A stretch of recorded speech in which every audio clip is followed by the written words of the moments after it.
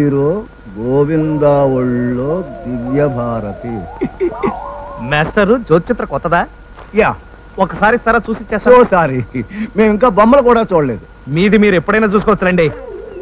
మాస్టారు అదేంటండి బాబా అలా వెళ్ళిపోతారు ఏంటనే? యా, పని మీద పెడుతున్నాను. మరి నా జ్యోతిచిత్ర రేపు పొద్దున ఫస్ట్ షిఫ్ట్ లో వచ్చేయండి, ఈలోగా చదివి ఇచ్చేస్తాను. ఈడెవడండి బాబు? ఏమండి, నా బంగారు తాడు తప్పకండి. 10 రోజుల నుంచి ఇదే కలవరింది సార్. ఎవరి అప్పారావు కొడుక? దొంగనా కొడుకండి. మా బావగారు వాడికి 10,000 అప్పించి చేతులు కాల్చుకున్నాడు. అది విషయం. అందుకే నా మందులు పనిచేయటం లేదు. ఆ దిక్కుమాల 10,000 కోసం ఆసుపత్రి పాలై 5,000 వదిలించారు. ఇంకో 1,00,000 అయినా పర్వాలేదండి, ఆయన బ్రతికించండి. డబ్బు జబ్బు చేసిన ఈ మనిషిని మీరు బతికించుకోవాలి అంటే ఒక్కటే మార్గం. ఏమిటి? అర్జెంటుగా అప్పారావు తీసుకురావాలి. ఎందుకు? మా బావగారు చావు బతుకుల్లో ఉన్నారు. ఆహా, ఎంత శుభవార్త చెప్పావయ్యా దాసరి రాఘవేంద్రరావు. మీకు శుభవార్తే. ఇప్పుడు మీరు హాస్పిటల్కి వచ్చి బాకీ 10,000 చెల్లించకపోతే మాకు ఆయన మరణవార్త వినిపిస్తుంది. ఇప్పుడు రావాలా? పైగా బాకీ తిరిగి ఇవ్వటానికి కాదు కదా, రావటానికి కూడా నాకు టైం లేదు. అర్జెంట్ పని మీద వెళ్తున్నా. బాబు అంత మాట అనకండి. రొమ్ములోంచి బయటికి తీసిన గుండెలా లపా టపా కొట్టుకుంటున్నాడు. మీరు వచ్చి ఆ 10,000 ఇవ్వకపోతే నిజంగానే మాకు దక్కడు. నా దగ్గర డబ్బు లేదా? మా దగ్గర ఉంది. అది ఏడీనా? అది మీకు ఇస్తాను, మీరు వచ్చి ఆయన చేతులు పెడితే చాలు. అలాగైనా సరే కుదరదయ్యా రాఘవేంద్రరావు. అవతల నా కోసం పెద్ద మనిషి ఎదురు చూస్తుంటుంది. దేనికండి? 2,000 అప్పిస్తానంది. మీరు ఎలాగైనా సరే తీసుకోవాలి అని చెప్పి కడుపు కాళ్ళు పట్టుకుని ఇంటికొచ్చి మరీ బతిమాలుకుంది. పాపం పిల్లలు కలదాయి. ఎంత జాలేసిందంటే అంత జాలేసింది. సరే, ఈసారికి తీసుకుంటానని ఒప్పేసుకున్నాను. అవతల ప్రాణం పోతుందండి బాబు. యువతల పరువు పోతుందండి బాబు. అయితే ఓ పని చేద్దాం. ఏమిటి? ఆ 2,000 కూడా నేనే ఇస్తాను, దయచేసి రండి బాబు. ఏమిటి? మీరే ఇస్తారు? అవతల అది ఇచ్చి యువతల మీరు ఇచ్చి, అబ్బా ఈ అప్పులాలతో చచ్చే చావు వచ్చి పడిందండి. సరే, ఇదిగో, ఇది మీది, ఇది ఆయనది. రేలంగి రమణారెడ్డి గారు. బావా, ఎవరొచ్చారో చూడు. అవునండి, అప్పారావునే వచ్చేసా.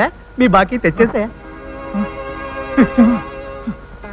అక్క, బావ లేచిపోతున్నాడు, బావ లేచిపోతున్నాడు. ఏమిటి లేచిపోతున్నాడా? ఎవరితో? పంపతీసి మానవుస్తున్నా? ఈ లేచిపోవటమా? 10,000 తెచ్చావా? పువ్వుల్లో పెట్టి మరీ తెచ్చా. చూడండి. బాబోయ్, నేను నమ్మలేకపోతున్నాను. ఈ బ్రహ్మానందాన్ని నేను తట్టుకోలేకపోతున్నాను. అక్క, బావ పడిపోయాడు. అవును, పడి పోయాడు. నేను బాకీ తీర్చకుండానే పోయాడు పాపం. చూడండి దాసరి రాఘవేంద్రరావు గారు, బాకీ తీర్చుకునే భాగ్యానికి ఆయన ఎలాగూ నోచుకోలేదు. కనీసం మీరన్నా నోచుకోండి. ఆ బాకీ తీర్చొద్దు, నా తాళి కూడా తీర్చొద్దు. పోనీ మీరైనా తీసుకోండి వాసిరెడ్డి రంగనాయకమ్మ గారు. మీ ఆయన ఆల్రెడీ పోయారు కదా. దొంగ చచ్చిరాడా, నీకు అప్పు ఇచ్చాక మా ఆయన పోయింది. ఇప్పుడు అప్పు తీర్చి నన్ను కూడా చంపేద్దామనా? ఆ డబ్బు నువ్వే ఉంచుకోపో. ఎవరూ తీసుకోపోతే ఎలాగండి బాబు? డాక్టర్ బాబు, ఆయనకు వైద్యం చేశారు కదా, మీ ఫీజు కింద దీన్ని ఉంచేసుకోండి. కాదనకండి. ఖచ్చితంగా కాదంటాను. నన్ను నమ్ముకుని చాలా మంది పేషెంట్లు బతుకున్నారు. పోనీ మీ హాస్పిటల్కి రెంట్గానైనా? వద్దు, ఇది గవర్నమెంట్ హాస్పిటల్ అనుకుంటాను, నేను గవర్నమెంట్ డాక్టర్ అనుకుంటాను.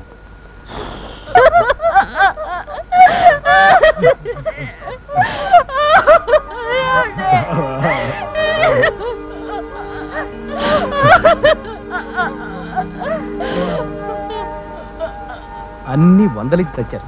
ఓ 10 ఉందా? ఉంది. ఎందుకు? అప్పు ఆటోకి. డాక్టర్ని నేను నీకు అప్పివ్వాలా? MBBS చదువుకున్నారా? అప్పిచ్చువాడు వైద్యుడు అన్నారు చిన్నప్పుడు. ఇవ్వండి.